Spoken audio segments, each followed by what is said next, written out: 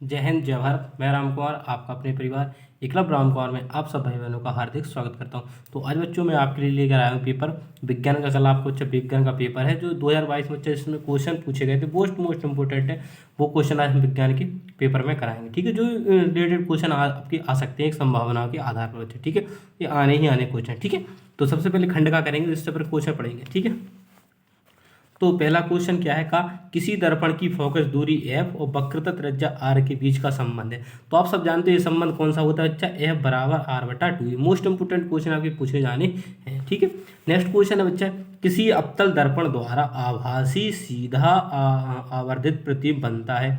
तो ये किस पर बनता है बच्चा, आप सबको ध्रुव व फोकस के बीच। कब बनता है बच्चा, ध्रुव तथा फोकस के बीच बनता है बच्चा ये। ठीक है, गामा क्वेश्चन आपसे पूछ रहा है बच्चा कि स्वस्थ नेत्र के लिए दूर बिंदु कितना होता है। तो स्वस्थ नेत्र होगा उसके लिए दूर बिंदु होगा बच्चा, वो होता है अनंत। क्या होता है बच्चा, स्वस्थ नेत्र के लिए दूर बिंदु स्थित होता है तो अनंत पर होता है। अगर आपसे पूछता है कि स्वस्थ नेत्र के लिए स्पष्ट दृष्टि का न्यूनतम दूरी, अगर न्यूनतम दूरी पूछता है तो आप कहोगे ये 25 सेंटीमीटर। देखो न्यूनतम जो दूरी होगी बच्चा 25 सेंटीमीटर होगी और जो अधिकतम दूरी होगी स्वास्थ्य नेत्र की वो क्या होगी बच्चा, अनंत होगी बच्चा। दो प्रकार से क्वेश्चन पूछा है, एक अधिकतम के लिए अनंत होती है और न्यूनतम के लिए कितना होता है बच्चा, 25 सेंटीमीटर होता है। ठीक है, अब जो क्वेश्चन कह रहा है कि जब श्वेत प्रकाश प्रिज्म से गुजरता है, जब जो श्वेत प्रकाश होता है प्रिज्म से गुजरता है तो सर्वाधिक विचलन होता है तो वो किस पर होता है, तो आपको ये बैगनी रंग पर होता है। किस रंग पर होता है बच्चा, बैगनी रंग पर होता है। ये आपसे ऐसे ही पूछ सकता है कि कांच का जो अपवर्तनांक अधिकतम होता है तो किस रंग पर होता है, बैगनी रंग पर होता है। दो प्रकार से आपसे क्वेश्चन पूछ सकता है।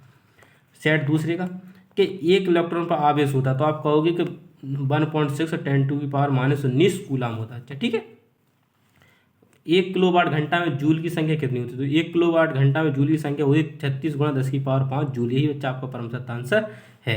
ठीक है, अब ये कह रहा है किसी धातु तार पर विद्युत धारा का प्रभाव होता है, यानी किसी धातु के तार पर विद्युत धारा का जो प्रभाव होता है वो कैसे होता है। जो किसी विद्युत धारा पर जो प्रभाव होता है बच्चों किस होता है, मुक्त इलेक्ट्रॉनों के द्वारा। किस होता है बच्चा, मुक्त इलेक्ट्रॉनों के द्वारा। ये आंसर हो गया आपका। ठीक है, दामा क्वेश्चन है कि विद्युत मोटर प्रवृत्त करती है। जो विद्युत मोटर होती है वो क्या करती है, आंतरिक ऊर्जा को प्रकाश ऊर्जा बदलती है, यांत्रिक ऊर्जा को विद्युत ऊर्जा बदलती है, रासायनिक ऊर्जा को विद्युत ऊर्जा बदलती है, ध्वनि ऊर्जा को चुंबकीय ऊर्जा। तो इसका जो काम होता है बच्चा वो क्या करती है, यांत्रिक ऊर्जा को विद्युत ऊर्जा बदलती है। अब सेट 3 का क्वेश्चन देखते हैं। तो ये कह रहा है एक गतिमान आवेशित कण उत्पन्न करता है। तो एक जो गतिमान आवेशित कण होता है वो क्या उत्पन्न करता है, तो आपको वो चुंबकीय व विद्युत क्षेत्र दोनों करता है बच्चा। ठीक है, तो सी आंसर आपका परम सत्य हो गया। ओम के नियम अनुसार विभवांतर तथा धारा के बीच का जो ग्राफ होता है वो एक क्या होता है, तो आपको ये वो होता है सररेखा का। कैसा होता है, सररेखा ग्राफ प्रदर्शित करता है। ठीक है, अब देखते हैं गामा क्वेश्चन कि एक उत्तल दर्पण की फोकस दूरी 10 सेंटीमीटर है। तो दर्पण उत्तल पृष्ठ की वक्रता त्रिज्या क्या होगी, तो आप सब 10 का दुगुना यानी 20 सेंटीमीटर। 20 सेंटीमीटर क्या हो जाएगा आपका परम सत्य आंसर हो जाएगा, क्योंकि f बराबर r/2 होता है ना इसलिए। फिर क्वेश्चन पूछ रहा है आपसे कि समतल दर्पण के सामने एक वस्तु दर्पण 10 सेंटीमीटर की दूरी पर रखी है। तो दर्पण के प्रतिबिंब की दूरी कितनी होगी, तो इसका 10 ही सेंटीमीटर होगा। बच्चा कितना होगा, 10 ही सेंटीमीटर होगा इसका आंसर। ठीक है, अब आते हैं बच्चा कि किसी प्रश्न के खंड में 3 प्रश्नों को उत्तर दिए। तो आपके जो अतिलघु क्वेश्चन आगे 2 नंबर के आते हैं। जैसे कि पहला क्वेश्चन है कि वायु के सापेक्ष जल तथा कांच के अपवर्तन क्रमशः 4/3 तथा 3/2 है। तो जल के सापेक्ष कांच का अपवर्तनांक और कांच के सापेक्ष जल का अपवर्तन ज्ञात किया। तो इसके आंसर आपके आएंगे 9/8 और 8/9। इसका वर्ग कर देंगे और इसका वर्ग कर देंगे, तो पलट कर 1 का दुगुना 1 का वर्ग, तो ऐसे कर सकते हो। अच्छा ठीक है, गुणा कर देंगे 3 3 और 4 दूना 8, यानी इसका गुणा होगा। देखो ऐसे लिखते हैं, इसे 4/3 लिखना पड़ेगा और 3/2, तो ऐसे इनके गुणा होंगे। तो 4 दूनी 8 और 3 3 का 9, तो 8/9 या 3/9 इसको लगाते सूत्र के अनुसार। ठीक है, खामा क्वेश्चन आपसे पूछ रहा है कि अपनी कार बाइक के पीछे आने वाले वाहनों को देखने के लिए, जब भी आप गाड़ी चलाते होंगे तो आप अपने पीछे का देखते हैं शीशे में कि शिल्पा आ रही है कि शिल्पी आ रही है। ठीक है, देखते हैं या ट्रैक भी दद्दा भी आते हैं, तो उसका भी ध्यान रखते हैं। ठीक है, तो इसका किस चीज़ का करते हैं, उत्तल दर्पण होता है। ठीक है, फिर होता है कि नेत्र की समंजन क्षमता से क्या विपरीत। तो आप इसको जाइए और नेत्र वाले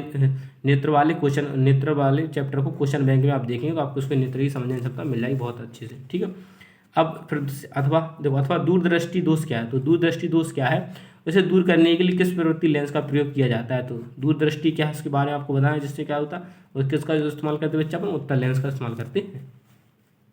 1 किलोवाट घंटा या विद्युत सामर्थ्य विद्युत चुंबकीय प्रेरण की परिभाषा दीजिए। तो आप इसे विद्युत वाले चैप्टर में जाके इसको आप क्वेश्चन बैंक में दे सकते हैं। सिद्ध कीजिए किसी विद्युत बल के सामर्थ्य उसके प्रतिरोध के व्युत्क्रमानुपाती होती है। तो इसको भी आप क्या दें, क्वेश्चन बैंक में जाके देखिए। एक विद्युत बल्ब 100 वाट तथा 25 वाट लिखा है, तो ज्ञात कीजिए बल्ब का प्रतिरोध बल के प्रभावित अधिकतम धारा। तो इसको आपको पहले बल्ब का प्रतिरोध बताना और बल्ब की से प्रभावित अधिकतम धारा आपको बताएंगे, तो फॉर्मूले से आपको हल कर लेंगे बच्चा। ठीक है, क्वेश्चन बता रहा हूँ, आप इसको हल करके जरूर जाएं एक बार। ठीक है, ऐसे क्वेश्चन बनेंगे। देखो, एक धारावाही चालक पर एक समान चुंबकीय क्षेत्र के कारण लगने वाला बल का सूत्र लिखो। तो इसमें आपको सूत्र लिखना है। ठीक है, निम्न में से एक के बारे में बताइए क्या है उसका महत्व। तो नीति के एक के बारे में लिखना है आपको, चाहे आप लिख सकते हो बच्चा जी क्या है, भौतिक ऊर्जा, नाभिकीय ऊर्जा, जीवाश्म ईंधन। 3 के बारे में आपको डिवीजन दे, 3 में से किसी एक की क्या करें आप बता सकते हो। निम्न में से एक के बारे में बताइए, 3 में से किसी के बारे में आप बता सकते हैं। अब बच्चा आपके आ जाते हैं बच्चा लघु क्वेश्चन, किन्हीं 2 प्रश्नों को उत्तर दे दो। अब 4-4 नंबर के क्वेश्चन आपसे पूछेगा बच्चा को। ठीक है, तो है कि उत्तल दर्पण के ध्रुव और उसके फोकस के बीच वस्तु विस्तृत प्रतिबिंब की स्थिति एवं प्रकृति की आवश्यक किरण आरेख और चित्र खींचकर समझे। तो किरण आरेख और चित्र खींचकर आपको समझाना है, या अथवा में आप कर सकते हैं कि उचित किरण आरेख द्वारा उत्तल लेंस की प्रथम द्वितीय फोकस की परिभाषा दीजिए। खामा क्वेश्चन, 20 सेंटीमीटर फोकस दूरी अवतल लेंस के सामने लेंस से 30 सेंटीमीटर दूरी पर वस्तु के प्रतिबिंब की स्थिति ज्ञात की। तो आपको प्रतिबिंब की स्थिति ज्ञात करना है। ये लेंस नंबर, इसका आंसर कितना 12 सेंटीमीटर है बच्चा। ठीक, याद रखो आपसे ये क्वेश्चन पूछा है, मनुष्य की आंख के लिए निकटतम बिंदु तथा दूर बिंदु से तात्पर्य क्या है, स्वस्थ आंख के लिए इनकी परिभाषा बताइए। तो आप ये बता सकते हैं, इसका आंसर 25 सेंटीमीटर है। ठीक है, कोई दिक्कत है क्वेश्चन में, आप इन क्वेश्चनों को ढूंढे, आपको जरूर मिलेंगे। किसी निकटतम दृष्टि दोष से पीड़ित व्यक्ति को दूर बिंदु नेत्र के सामने 6 सेंटीमीटर दूरी पर स्थित है। इस दोष को संशोधित करने के लिए आवश्यक लेंस की प्रकृति क्षमता होगी। तो इसका आंसर 1.25 डायप्टर तथा अवतल लेंस की होगी बच्चा। ठीक है, फिर अथवा 2 बल्ब जिनमें से एक 100 वाट का और 250 वाट तथा दूसरे 60 वाट और 250 वोल्टेज लिखा है, कोई एक 220 वोल्टेज में सप्लाई करने के समांतर क्रम में जोड़ा गया, तो सप्लाई निर्गत की गणना कीजिए। तो आपको इसका आंसर बताना है। ठीक है, एक विद्युत बल्ब 100 वाट और 200 वाट और 200 वोल्टेज मेन से जोड़ने पर इसके प्रत्युत्तर इसमें प्रभावित होने की धारा की गणना करो। तो इसका आंसर आएगा 0.5। इसको हल करेंगे। अथवा कि चुंबकीय बल की दिशा ज्ञात कीजिए, फ्लेमिंग के बाएं हाथ का नियम का उल्लेखित कीजिए, या फ्लेमिंग का बाह्यस्थ नियम लिखिए। तो आप ये लिख सकते हैं बाह्यस्थ नियम बाएं। ठीक है, या आता है कि ऊर्जा के पारंपरिक स्रोतों का विवरण दीजिए। ठीक है, जो ऊर्जा है। अब आता है किसी खंड का एक का उत्तर दीजिए। तो ये आप 7 नंबर का आपका क्वेश्चन पूछेगा विस्तृत। तो विस्तृत में देखो, एक तो ऐसे पूछ सकता है, एक उत्तल लेंस के सामने एक वस्तु प्रकाश केंद्र की फोकस मध्य के 2F पर है, अनंत दूरी पर है, तो इसकी आपको किरण आरेख द्वारा खींचकर आपको समझाना है। ठीक है, आपकी इसकी प्रतिबिंब कहाँ कहाँ बन सकते हैं बच्चे। ठीक है, अथवा निकट दृष्टि दोष किसे कहते हैं, इसे दोष को कारण करने के एक किरण आरेख खींचकर वर्णन कीजिए। इस दोष को किस कम कैसे किया जाए और समाप्त कैसे किया जाए बच्चा। ठीक है, निकट दृष्टि दोष से आपको मिल जाएगा। एक किरण आरेख द्वारा प्रिज्म और श्वेत प्रकाश से विक्षेपण कीजिए। तो श्वेत प्रकाश से विक्षेपण करना है इस पर बच्चा। ठीक है, इसको आप श्वेत से क्या करना है, विक्षेपण करना है, श्वेत विक्षेपण करना है। ठीक है, अब देख लेते हैं ओम का नियम आ सकता है, इसका सत्यापन कीजिए। आवश्यक परिस्थिति बनाते हैं तो वह ध्रुव धारा विभव के बीच आरेख खींचिए। समांतर क्रम में जुड़े 3 प्रतिरोध तुल्य प्रतिरोध सूत्र स्थापित कीजिए, संयोजन को निष्कर्ष लिखिए। अथवा श्रेणी क्रम में जुड़े प्रतिरोध संयोजन के लिए सूत्र स्थापित कीजिए, इसके लिए निष्कर्ष भी लिखिए। ठीक है, विद्युत मोटर का सिद्धांत स्पष्ट है कि किसी संरचना में कार्यविधि समझाइए। ठीक है, ये विद्युत मोटर का बच्चा मोस्ट इंपोर्टेंट, विद्युत मोटर का आपको मिलना ही मिलना है। अतः किसी एक स्वच्छ नामांकित चित्र खींचकर संरचना कार्यविधि को समझाइए। विद्युत मोटर आपको बच्चा मोस्ट इंपोर्टेंट, इसको आपको जरूर पढ़ के जाए, इसको मैं समझा भी दूंगा आपको वीडियो में। ठीक है भी, ठीक है, इसको जरूर पढ़ के जाए बच्चा, जिससे कि आपकी प्रत्यावर्ती धारा, दृष्ट धारा या खास श्रृंखला टिप्पणी लिखिए। ठीक है, तो ये प्रत्येक धारा 3 आपसे पूछ सकते हैं, इसको आप लिख सकते हैं। ठीक है, फिर वन शब्द हमारे लिए महत्वपूर्ण है, इसका संरक्षण कैसे किया जा सकता है, एक लेख लिखिए। ठीक है, अब आता है रसायन विज्ञान वाला पूछना। ठीक है, रसायन विज्ञान वाला देखो, तो इसमें क्या कह रहा है, शुद्ध जल के अम्लीय पीएच का मान कितना होता है। शुद्ध जल के लिए पीएच का मान कितना, शुद्ध जल या अम्लीय। तो शुद्ध जल के लिए कितना होता है, तो आपका वो शुद्ध जल का 7 होता है। वो जो अम्लीय विलयन होता है वो क्या होता है, 7 से अधिक होता है। जो क्षारीय विलयन होता है वो 7 से कम होता है। तीनों क्वेश्चन के आपको आंसर मिलेगा। जल का तो 7 होता है, उदासीन होता है बच्चे 7 जल। ठीक है, अगर 7 से अधिक की बात कीजिए तो किसकी हो रही है, अम्लीय की हो रही है। अगर 7 से कम की बात हो रही है तो किसकी हो रही है बच्चा, क्षारीय की।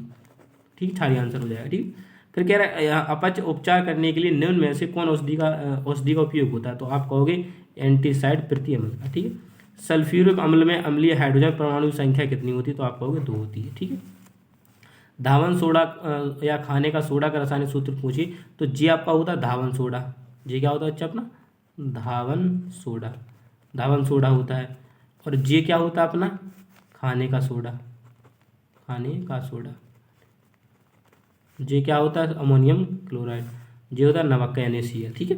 निम्न में से कौन सा धातु जल के साथ समानता क्रिया कर लेता है? तो आप सब कहोगे कि क्या होता है? सोडियम। सोडियम आप जानते हो जल के समानता पर क्रिया कर लेता है। धातु जल के साथ समानता पर क्रिया कर लेता है सोडियम। एथिल एल्कोहल, एस्टिल्डिहाइड, एस्टिक अम्ल और का आईपीएसी नाम बताइए। तो ये देखो इसका एथिल एल्कोहल का क्या होता है? अच्छा एथेनॉल। और एस्टिल्डिहाइड का क्या होगा? आप एथेनॉल कहेंगे। और एस्टिक अम्ल का क्या होगा? एथोनिक अम्ल। तो ये तीनों आपका आंसर है। एथिलिक अम्ल का क्या बच्चा? एथेनॉल। और एस्टिल्डिहाइड का एथेनॉल है। और एस्टिक अम्ल का क्या है? एथेनिक अम्ल। आपसे पूछे जाएंगे बच्चे। ठीक है। निम्न में से किस यौगिक को एल्कोहली समूह उपस्थित है? तो आप कहोगे इस वाले में क्या है? एल्कोहल के जिसमें क्या उपस्थित है? विकर्ण संबंध के तत्व है। तो विकर्ण संबंध के क्या है? लिथियम और मैग्नीशियम। ठीक है। यूरेनियम है तो आप कहोगे यूरेनियम इन चारों में से क्या है? अंतः संक्रमण धातु। ठीक है। अब बहुविकल्पी आ गए तो एक बिलियन क्या बच्चा? 1 बिलियन में हाइड्रोक्साइड आयन की सांद्रता 10 मोल पर, इस पर बिलियन का पीएच मान बताना है। क्या बताना बच्चा? पीएच मान बताना है। आपसे कहेगा बच्चा खाने का सोडा और बेकिंग सोडा दो प्रमुख उपयोग बताइए। अच्छा ठीक है। अम्ल एवं क्षार की आधुनिक परिभाषा लिखिए और इसके उदाहरण स्पष्ट कीजिए। तो आप क्वेश्चन बैंक का उपयोग करें, उसको जरूर देखें बच्चा। ठीक है। मैं तो आपको बता रहा हूँ कि क्वेश्चन पूछे जा सकते हैं बच्चा। ठीक है। तो धावन सोडा, खाने का सोडा, सोडियम नामक धातु अम्ल धावन सोडा और खाने के सोडे का रासायनिक नाम और अणुसूत्र लिखिए। इसके बनाने की विधि एक केवल रासायनिक समीकरण लिखिए। तो आपको लिखना रासायनिक समीकरण। ठीक है। अब आता है निम्नलिखित में से किसी एक रासायनिक नाम अणुसूत्र लिखिए। तो किसी एक का, चाहे बेकिंग सोडा का और चाहे ब्रंजक चूर्ण का। ठीक है। सिल्वर नाइट्रेट विलयन कॉपर डालने पर विलयन रंग नीला क्यों हो जाता है? समीकरण बताइए। तो उसका आपको समीकरण देना है। ठीक है। क्या होता है जब कॉपर क्षण तथा साल्फर सिल्वर नाइट्रेट विलयन में डालते हैं। ठीक है।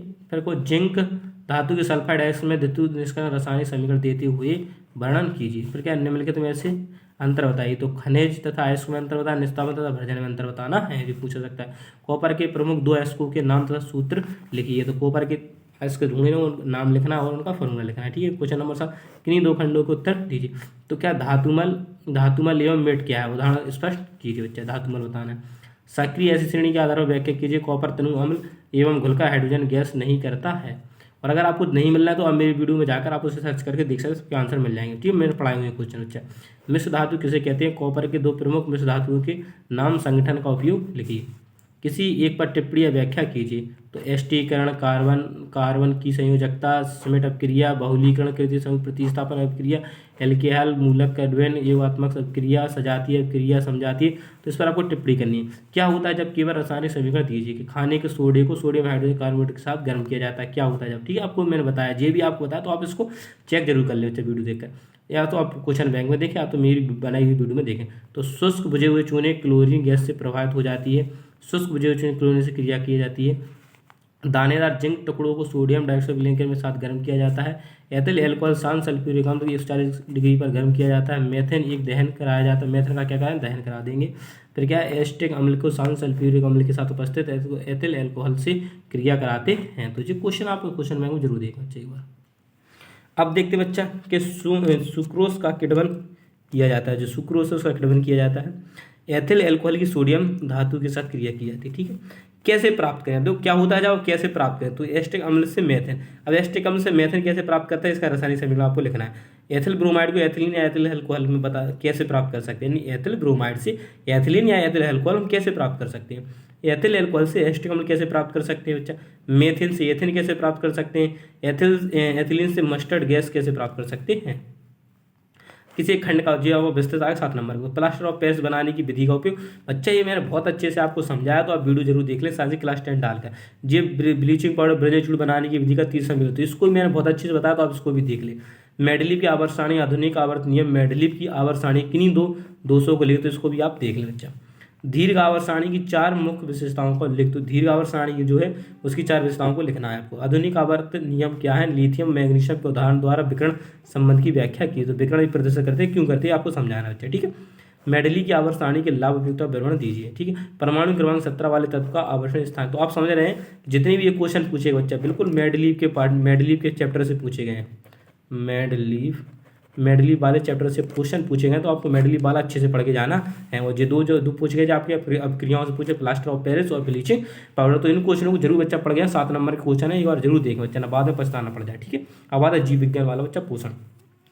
तो फेफड़ों से शुद्ध रक्त आता है, पल्मोनी स्राव रक्त लाती हैं, तो क्या लाती है बच्चा, बायालंद में ले आती, कहाँ लाती, बायालंद में ले आती, ये वाला क्वेश्चन है, ठीक है। यकृत स्रावित करता है, पित्तरस का श्रावण होता है, तो देखो जो यकृत होता है वो श्रावित करता है, तो आप कहोगे पित्तरस श्रावित करता है। जो पित्तरस का श्रावण होता है वो कहाँ से होता है, यकृत से होता है। कहने का मतलब उल्टा क्वेश्चन पूछा गया कि यकृत क्या करता है, श्रावित, पित्तरस करता है। जो पित्तरस कहाँ से श्रावित होता है, यकृत से होता है, खत्म कहानी, ठीक है। मनुष्य में लार ग्रंथियों की जोड़ी कितनी होती है, तो आप कहोगे उनकी 3 जोड़ी संख्या होती है, लार ग्रंथि 3 जोड़ी, ठीक है। और पादप में वायु प्रदूषण कम करने वाली प्रक्रिया होती है, वो होती है प्रकाश संश्लेषण। क्या होती है, जब प्रकाश संश्लेषण होती है, ठीक है। दूसरा कहते हैं स्वयंपोषी पोषण के लिए आवश्यक है। स्वयंपोषी पोषण के लिए आवश्यक क्या है, सभी हैं, जो क्लोरोफिल है, कार्बन डाइऑक्साइड होती है, सूर्य का प्रकाश, ये तीनों ही मिलकर तो क्या बनती है, वो पौधे अपना स्वयंपोषी भोजन यानी स्वयं भोजन बनाते हैं। तो निषेचन के बाद पुष्प कौन सा भाग फल में बदल जाता है, तो आप सब जानते हैं अंडाशय क्या बदल जाता है, फल में बदल जाता है, क्या बदल, अंडा फल में बदल जाता है, ठीक है। ये का मुकुलन पाया जाता है, तो मुकुलन पाया जाता है, तो आप कहोगे हाइड्रा में, किसमें, हाइड्रा में। निम्न में से कौन सा मानव मादा जनतंत्र का भाग नहीं है, तो आप कहोगे शुक्रवाहिका, ठीक है। केवल न्यूक्लिक अम्ल को प्रोटीन से बने होते हैं, तो आप कहोगे विषाणु से, किससे, विषाणु से। निम्न में से कौन सा आनुवांशिक पदार्थ ओआर और डीएनए तथा आपस में जुड़े होते हैं, तो ये क्या, निम्न में से कौन सा आनुवांशिक पदार्थ कौन सा है, तो आप कहोगे माइटोकॉन्ड्रिया, ठीक है। और डीएनए तथा आपस में जुड़े रहते हैं, तो किससे जुड़े रहते हैं, हाइड्रोजन बंध द्वारा, किससे बंध द्वारा, हाइड्रोजन बंध द्वारा। समझात अंगों का उदाहरण है, तो आप सब कहोगे हमारे दांत तथा हाथी के दांत। यूरिया का निर्माण होता है, तो आप कहोगे यकृत में होता है। यूरिया का निर्माण किसमें होता है बच्चा, यकृत में होता है। किसी एक खंड में प्रश्न को उत्तर दीजिए, ठीक है। 2 नंबर क्वेश्चन, कौन सी त्वची ग्रंथि स्तन ग्रंथि के रूप में प्रवृत्त होती है, तो ये आपका पहली चैप्टर से, ठीक है। अग्नाशय रस में पाए जाने वाले 2 एंजाइमों के नाम बताइए, ठीक है। रुधिरपूर्ण एंटीजनी और एंटीबॉडी कहाँ पाए जाते हैं। वृक्क के 2 प्रमुख कार्यों को बताना है आपको। मनुष्य के हृदय वृक्क का नामांकित चित्र बनाना है, ठीक है। और पौधों में जल परिवहन किसके द्वारा होता है, इस क्रिया को बहुत समझाइए, ठीक है। भोजन में पाचन में लार की भूमिका क्या है, तो भोजन में आपको बताना क्या, किसकी पाचनी क्या है वो। तो पुपंग और जैंग में क्या अंतर करना है। स्वयंपाषण और परापाषण में क्या अंतर है, ये भी लिखना। लैमार्क तथा डेनमार्क की तुलना क्या थी, तुलना मतलब अंतर है, अंतर ये लिखना है बच्चा। एक खंड में प्रश्नों को उत्तर दीजिए। श्वसन और स्वच्छवास में अंतर मोस्ट इंपोर्टेंट है। ऑक्सीजन और श्वसन में अंतर में दहन में 4 अंतर बताइए, बिल्कुल मोस्ट इंपोर्टेंट। धमित दशरा और रुद्र और लसका में अंतर, जो मोस्ट इंपोर्टेंट बच्चा पढ़ के जरूर जाए, आपको मिलेंगे, बाद में मत कहना भैया आपने बताया। ठीक है, वाष्पोजन किसे कहते हैं, इस क्रिया को प्रभावित करने वाले 4 कारकों को संक्षिप्त में वर्णन कीजिए। ठीक है, पोषण के प्रकार बताइए और मृतक जीवी तथा परजीवी पोषण में क्या अंतर है। वाष्पोजन क्या है, इसके महत्व टिप्पणी कीजिए और रंध्रों को खुलने वाले बंद होने की क्रिया को श्रावित वर्णन कीजिए। तो बच्चा आलैंगिक और लैंगिक जनन में 4 अंतर बताइए। ठीक है, परापाषण किसे कहते, परागण किसे, पर परागण किसे कहते हैं, इसके महत्व का उल्लेखित कीजिए। द्विबीजपत्री बीजांड की लंब काट का नामांकित चित्र बनाइए। मेंडल के पृथक्करण के नियम को साधारण व्याख्या कीजिए। ठीक, या शुद्ध बोने तथा शुद्ध लंबे किस्म के पौधे में एक संकरण कराने वाले वर्णन कीजिए। प्रथम पीढ़ी में किस प्रकार के पौधे प्राप्त होंगे बताना। लक्ष्मण प्रारूप फोनोटाइप पर जीन प्रारूप जीनोटाइप में समयुग्मी तथा विषम युग्मी में अंतर लिखे, तो ये अंतर बताइए। ठीक है, अनुवांशिक किसे कहते हैं, इसकी खोज किसने की थी। ठीक है, अनुवांशिक के बारे में मेडल ने अपने प्रयोगों के लिए पौधों को चुना है, इस पौधे को चुनने में क्या कारण थे। जीवन की उत्पत्ति के संबंध में स्टेनर मिलर के प्रयोग का सर्वत वर्णन कीजिए। इससे मिलर ने क्या निष्कर्ष निकाला। अथवा लिंग गुणसूत्रों से आप क्या समझते हैं, मानव में लिंग निर्धारण की प्रक्रिया को समझाइए। किसी एक प्रश्न का उत्तर दीजिए। ये देखो अब जिस लॉन्ग क्वेश्चन आ गया। ठीक, मानव हृदय का मानव हृदय का आंतरिक चित्र बनाकर क्रिया विधि को समझाइए। ठीक है, तो उस परिवार नियोजन की स्थिति विधियों कौन कौन सी हैं, किन्हीं 2 पर संक्षिप्त पर टिप्पणी कीजिए और परिवार नियोजन में टिप्पणी लिखिए। ठीक है, और डार्विन के प्राकृतिक वर्णवाद को उपयुक्त उदाहरण सहित समझाइए। ठीक है, या जैव प्रकाश की परिभाषा कीजिए। ये सब क्वेश्चन आपको क्वेश्चन बैंक में मिल जाएंगे बच्चे। ठीक है, ऐसे 2 प्रमाणों की व्याख्या कीजिए जो आप एक बार जरूर पढ़ के जाना, बाद में कहोगे भैया के बताया नहीं। ठीक है, मनुष्य के पाचन तंत्र आहार का नामांकित, पूरा नामांकित बताना, मुख से लेकर पूरा इस मुख में, फिर पेट में जाता है, छोटी आंत, बड़ी आंत, किडनी, सब में बताना। तो उत्सर्जन किसे कहते हैं, मनुष्य की वृक्क किडनी क्रियाविधि का नामांकित चित्र बताइए। तो ये सब मानव रुधिर की संरचना तथा कार्य का वर्णन कीजिए। प्रकाश संश्लेषण किसे कहते हैं, प्रयोग द्वारा सिद्ध कीजिए। प्रकाश संश्लेषण के लिए प्रकाश कार्बन डाइऑक्साइड आवश्यक है। देखो निषेचन क्या होते हैं, निषेचन के पुष्प होने वाले परिवर्तनों को समझिए, जरूर पढ़ जाए बच्चे ये वाला। कारक प्रधान किसे कहते हैं, इसकी विधियों का उदाहरण सहित वर्णन कीजिए। पुष्प में निषेचन प्रक्रिया प्रदर्शित करते स्त्री केसर और लंब काट का नामक चित्र है, तो ये मोस्ट इंपोर्टेंट है, इस पर ये वाला इसको जरूर पढ़ के जाए बच्चा। और एक कौन सा निषेचन वाला जी जरूर पूछा जा सकता है आपसे, और एक लय मार्ग वाला बच्चा वो जरूर पढ़ के जाना। बाद में आप मुझसे कहो अगर आपका टारगेट बच्चा 70/70 है तो आप इन क्वेश्चनों को एक बार जरूर देख लें, आपको जरूर पेपर में बिल्कुल मिलेंगे बच्चा, ठीक है। तो तब तक के लिए मैं आपसे विदा लेता हूँ।